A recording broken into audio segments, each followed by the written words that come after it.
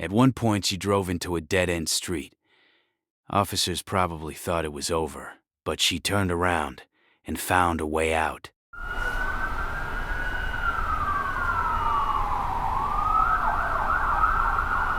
The call itself sounded strange from the start. A caller reported a white van sitting in a parking lot with bullet holes all over the windshield. The damage was so severe that nobody could even tell if someone was inside. Yeah, hi. This is a little weird.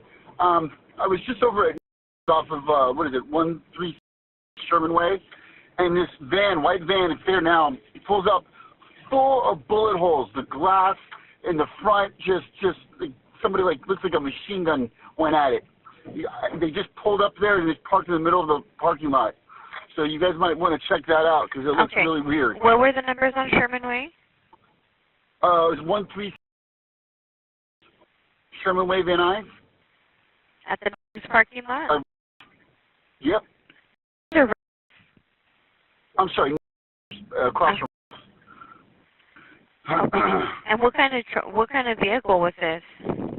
Just a van. It was a van, and it was the front windshield is got 15 bullet holes in it. It's all spidered out, and then the driver's side is all shot out. You can't see the people inside because it's the way it cracks. What color is the van? White. Did you get a make or a model? No, I didn't want to get near it. I was like. Did you get a license plate? Nope. Okay. The Chevy. It was like a typical Chevy, just a white generic van. You can't miss it. Okay. And what was your name? My name's. Your phone number?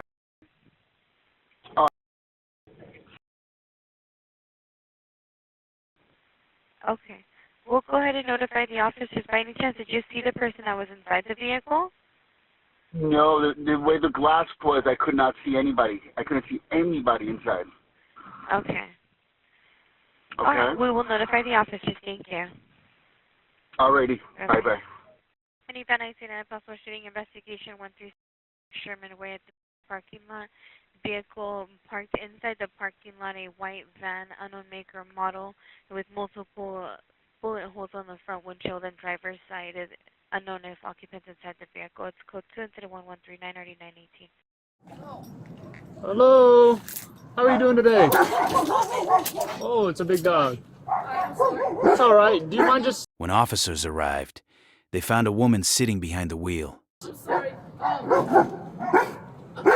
Can you... I'm waiting for a tow truck. Okay. Do you mind stepping out, but leaving the dogs inside? Yeah. You're not in any trouble, but I'd just like to talk to you. There's 3 of them. Hold on a second. It's really hard to get out without them trying to run out. Okay. Because the cat, they like see cats around here. Yeah. If I open the door, they'll run out. I was just stopping for a second. Okay. Like I said, do you mind just stepping out of your car for me? Yeah, I will. Okay. Easy enough.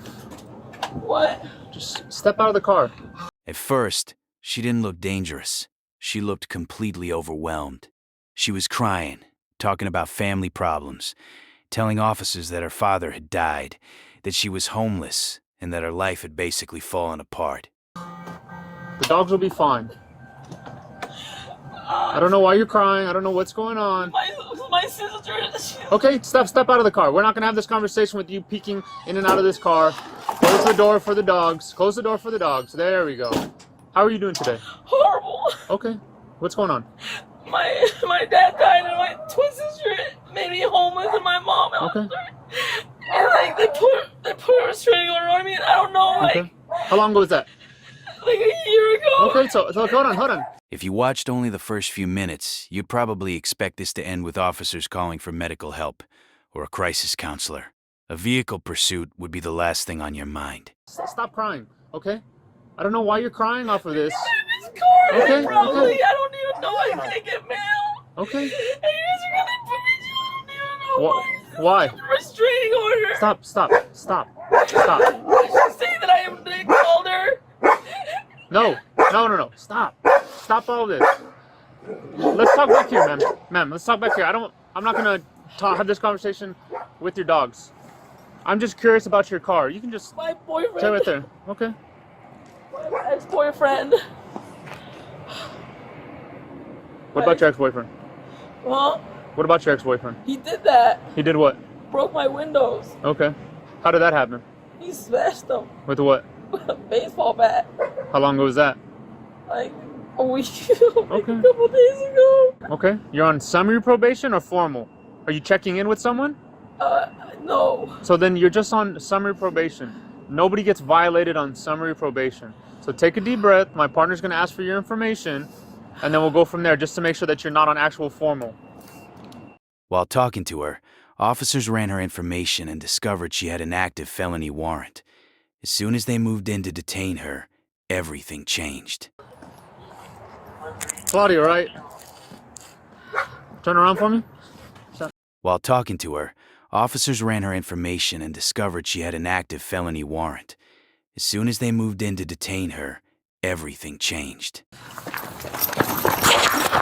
Relax! Hey! Whoa! Claudia, right? Turn around for me. Relax! Hey! Whoa!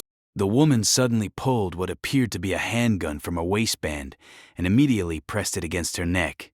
Officers backed away and started giving commands. Nobody knew if she was about to surrender, harm herself, or point the weapon at someone else. Get away! No! Don't do it! Don't do it!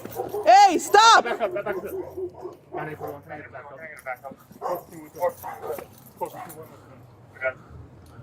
Instead, she got back into the van and drove off. A pursuit began almost immediately.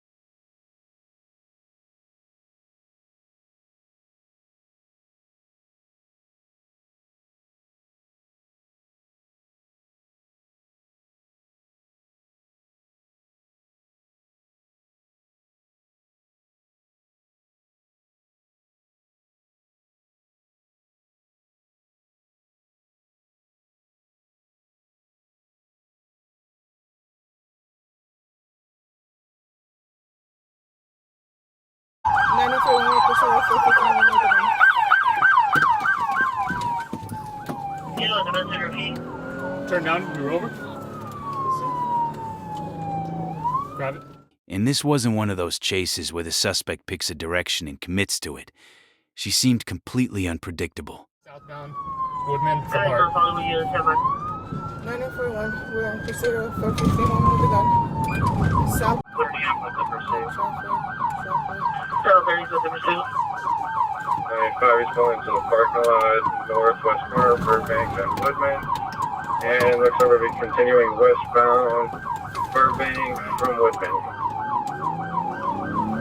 Students are continuing westbound, Burbank approaching Hazeltine at 40 miles per hour. Went to the red line. Clear right. Traffic. 95 will be going southbound, Sepulveda from Burbank.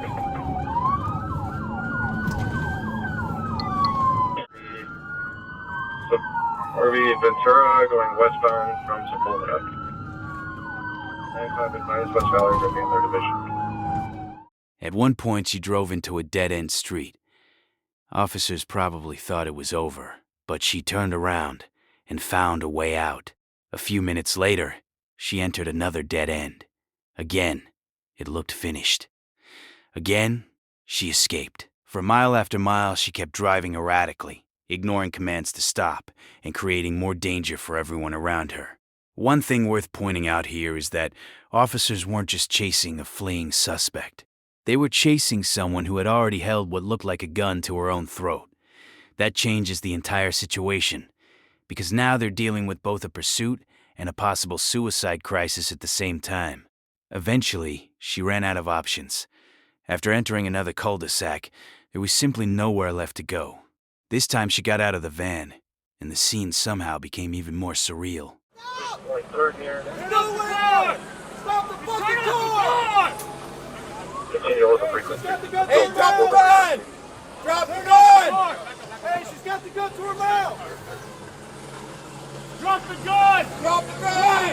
Drop the gun!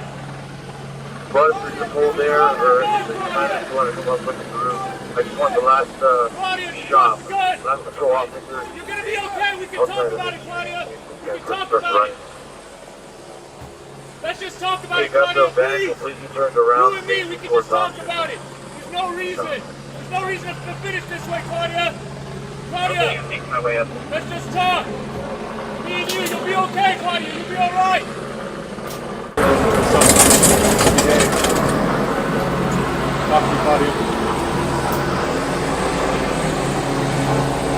The woman stepped out holding a cigarette. At the same time, she was holding what appeared to be a handgun against herself. Officers immediately started trying to calm her down. You can hear them telling her that everything would be okay and that they could talk through the situation.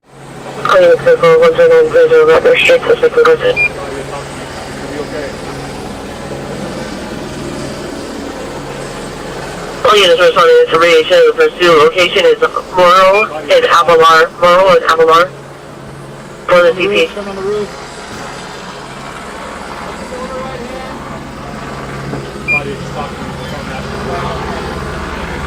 For several minutes, that's exactly what they tried to do.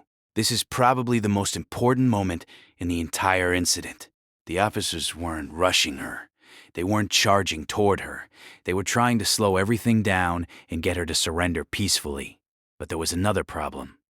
She wasn't only holding what appeared to be a handgun. She was also carrying a large machete. Even with officers talking to her, she refused to drop either weapon. Then she started walking toward a nearby house. At that point, officers had a new concern. If she reached the residence, innocent people inside could suddenly become part of the situation. Officers continued giving commands, but she kept moving. When she approached the front entrance while still armed with both the gun and the machete, officers opened fire. Hey! Claudia, stop! Stop, Claudia!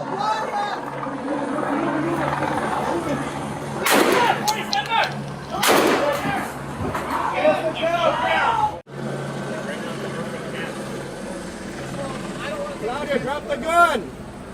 Drop the gun! Claudia, drop the gun, please, so we can help you out. Claudia, just drop the gun!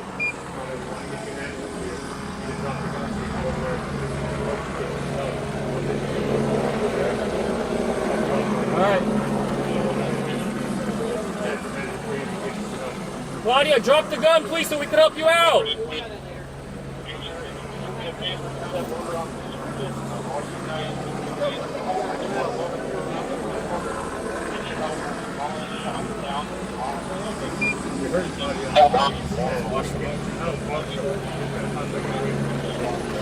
She was struck and fell near the doorway.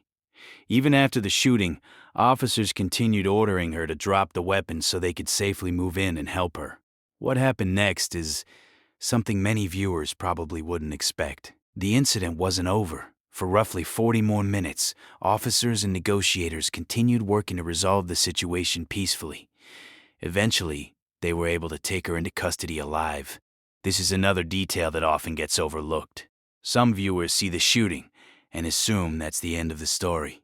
But in reality, officers spent a significant amount of time afterward trying to avoid any additional use of force and get her safely into custody. She was transported to a hospital for treatment.